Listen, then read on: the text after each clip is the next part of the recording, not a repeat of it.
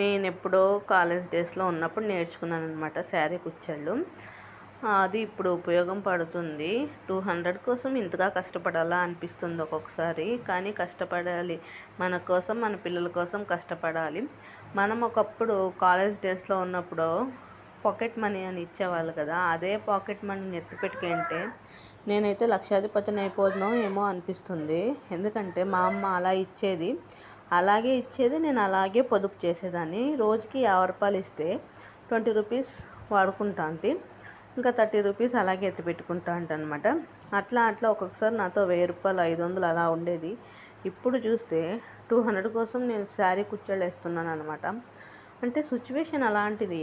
ఇప్పుడు మన వన్స్ పెళ్ళి అయిపోయి పిల్లలు పుట్టిన తర్వాత మన మైండ్లో సంపాదించాలి, ఒకరు మనని ఏలెత్తి చూపించకూడదు అనే సిచ్యువేషన్ నుంచి అట్లా అవుతుందేమో అని భయంతో దుడసాలనిపిస్తుంది అనమాట. ఇప్పుడున్న జనరేషన్లో తల్లిదండ్రులు దుడిస్తేనే ముందుకు సాగుతూ ఉంది అనే ఫీలింగ్ అనమాట, నా ఇన్నర్ ఫీలింగ్.